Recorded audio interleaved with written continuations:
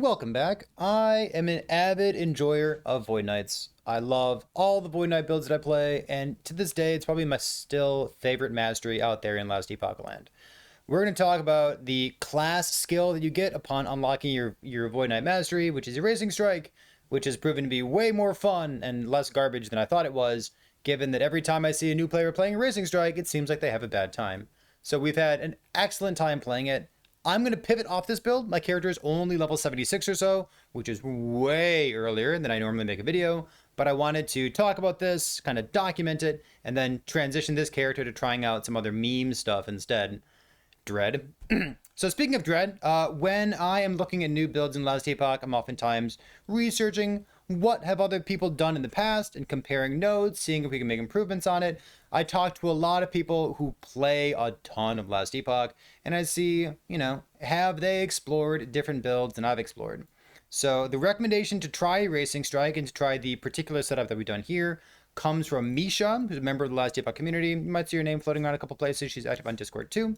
So she had the recommendation of playing with 200 mace, going Shadow Beacon, and not going Void Cleave plus Erasing Strike. So the vast majority of Erasing Strike builds you'll see will use Void Cleave as well, and Void Cleave requires the use of either an axe or a sword, which precludes using a mace, which means that you don't get the 60% more damage from Implements of Destruction in the Erasing Strike skill tree. So there's a couple differences between this build and other builds you've seen in the past, but I already mentioned Dread, and I want to shout out this video from earlier this year. This was Dread's Last Epoch Erasing Strike Zoom Slam Void Knight build guide showcase with 1 billion views. It's, in terms of Last Epoch viewership, it's good viewership. It's good. In any case, his recommendation for how to build this was using an Apathy's Maw. So this is an axe, which means that he gets to take advantage of the node, he gets to take advantage of Void Cleave, which requires an axe. And he's probably not taking the nodes and Implements of Destruction because all it gives you is AoE, and you'd rather just spend your points in other places, quite frankly. Because even just like the default AoE of Erasing Strike is still quite large. You're going to kill plenty of monsters. You don't need AoE. So looking at his video real quick, he was doing some mana stuff, and we're going to talk about that because it's really interesting how it works out. He's doing some mana stuff, Apathy's Maw, some crit multi boots, and let's see, looks like some pretty generic idols, just like things that give you void melee damage, and he may have also spec'd into the nodes and make you repeat as well. So no cooldown, yes, 1 repeat here, and importantly, this Essence of the End node in the Erasing Strike skill tree. And one of the reasons that I want to call out like this video, even though I'm not level 100, I'm not in the max build, is that when I see new players play Erasing Strike, every single one of them has a bad time. Ziz had a bad time playing Erasing Strike. Zizzer in the Path of Exile streamer who tried out Last Epoch for a hot minute there. And like when you see people jump into the game, they're like, I'm going to play the signature skill. It's a Void Knight. It's the skill that you unlock as soon as you get a Void Knight. I want to have a good time, and it all sucks. So what we did here is we took a recommendation of somebody who plays it and enjoys it, and we tried it out. And I didn't really know what to expect. I started playing this character in softcore because I thought it was going to be garbage.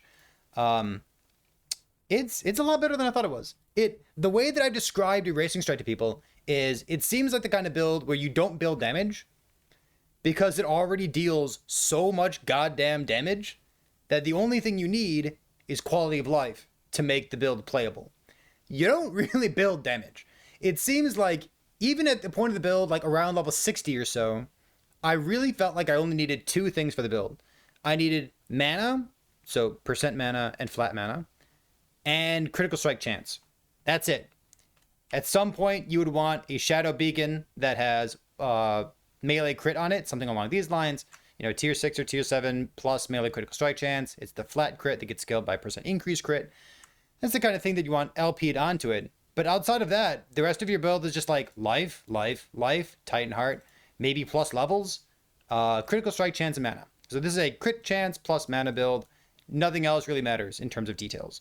So I'm going to show you the build planner that was shipped to me when someone recommended how do you play Erasing Strike. So pivoting off of Dread's build planner here, note that Dread has a whole bunch of leech, cooldown, recovery speed, attack speed, crit chance stuff in anomaly, super normal.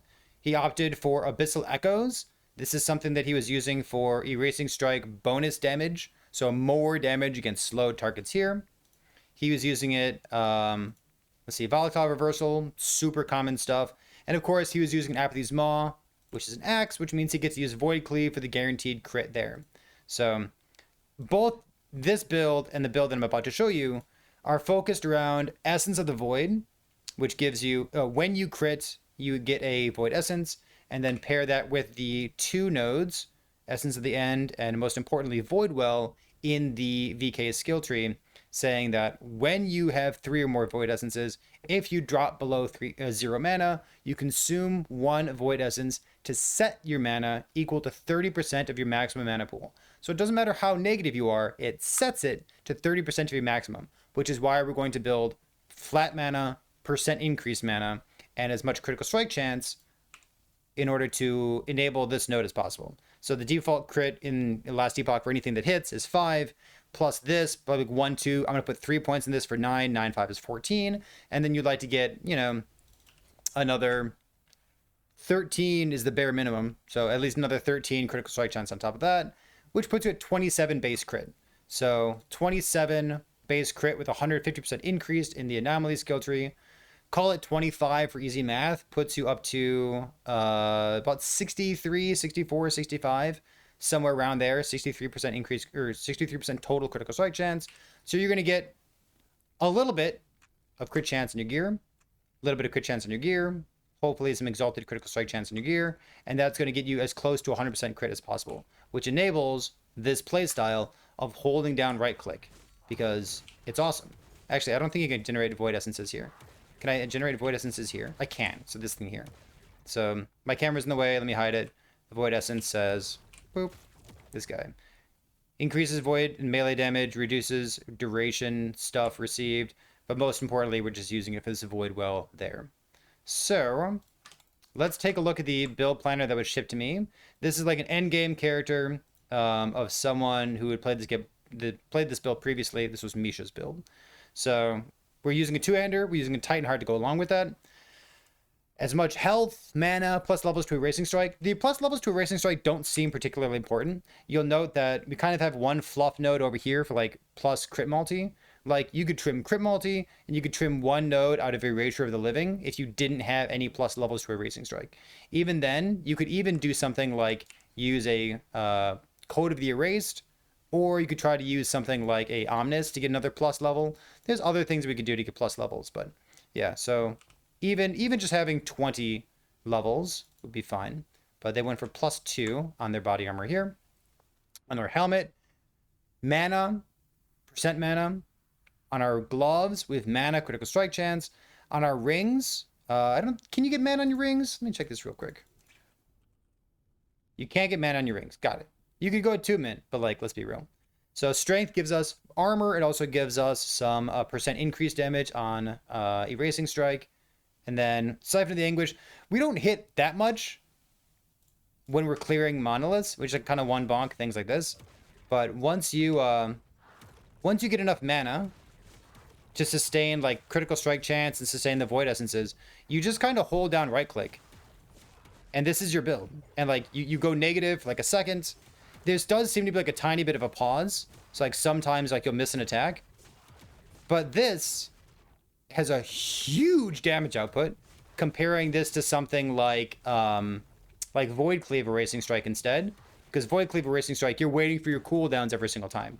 So like the stutter stepping that I'm doing here, it's because I don't have perfect crit. And it's because I don't have enough mana to make my mana pool go big enough to give me a nice cushion. But this is the kind of playstyle we're really just holding down right click. So I've got a 3-second internal cooldown. Oh, this node does, right? Yeah, this effect has a 3-second internal cooldown, sure enough. I actually made a video about this once upon a time. I'm probably the reason that this has a 3-second internal cooldown. Yeah, well, it's okay. So let's keep going through the rest of the build here, and we'll highlight what's going on. This person using an Orion's Eye. If you don't have an Orion's Eye, just getting something like a Strong Mind would be fine as well. Just something that has a bunch of flat mana on it, because that's all we're really looking for then. So looking at the skills, they're using Vengeance. Vengeance got buffed in the 1.0 patch, gives you more damage. It also is something that you can opt into if you're using a hardcore character, because it gives you two separate less damage taken modifiers when you're specking it like this. Technically, you could even like drop 1 or 2 points and go into the extra void essences down here on repost, because that'll help you sustain your void essences just a little bit better, which is cute. So if you weren't using this, you can instead opt into something like what Dread had done with the Abyssal Echoes, which for single target, you just bonk really hard with 80% more damage on the Void Supremacy node. Other than that, we have Healing Hands, and I couldn't figure out for a moment here why Healing Hands was in the build. Like, yeah, it procs off of Vengeance, sure, it procs off of Erasing Strike, but we're using it as a traversal skill. Why can't we just use Lunge? Why can't we just use Smite or some other traversal skill instead? And the real answer is it costs 0. And that's wonderful. That's really so good that it costs 0. It's also not a channeling skill, which means we can regenerate mana while we are channeling. And we're using a melee weapon and we're scaling melee damage, so it's going to deal some damage. We get some extra defenses from the nodes in the top right side. We get some tiny bit of extra healing from like the Prayer of the Fallen node. It really doesn't do much, but it does what it needs to do. And it's proven to be much better than the alternatives, and I'm happy that this is the movement skill of choice. Seems like a nice piece of technology having this particular one as the movement skill here. Anomaly, it's boring. You take every node on the right side because it's totally busted. And volatile reversal, basically the same way. These 4 points in a shifting power give you global void damage versus stunned enemies, which is a cute inclusion because we do stun enemies really well. We've got a tiny bit of time rot, and we also have really bonky damage. So getting like 30 or 40% more damage here is pretty cool. You could also trim this and just go for like attack speed or go like for other utility nodes instead. Every once in a while, there's a new player in chat who says like, you know, why is this thing good? Why is this thing really strong? And it occurs to me that if I just glaze over Anomaly and I tell you that it's busted, maybe I should tell you why it's busted. So technically, Anomaly is a DPS skill, but realistically, 10 people out of 10, so 100% of people use it like this, because it's much, much, much, much better. So Anomaly gives us 150% increased critical strike chance. We want to be a crit build. Gives us attack speed, cooldown recovery speed. It also gives Leech. One of the nice things about even a League Start Day 1 Void Knight character is that you have an absolutely absurd amount of Leech. Let's glance real quick at the mastery here. I would put 2 points in this because I'm a sucker for having 2 points in this. Can I trim something? I'm going to trim something here. So if we put like all 6 points in this, we're a melee void build, which gives us 12% Leech right here. Because it's 6 plus 6. In Anomaly, we could put like 2 points here. Most people go 2 points here and then 4 points here, for example. So something along these lines is like a pretty common thing to see. But I'll leave it at 2 points and 2 points just for the sake of conversation and easy numbers. So we said 12%. This is 1%, but doubled for void damage. So 12, 13, 14%. And this is increased health leech. It's not leech rate.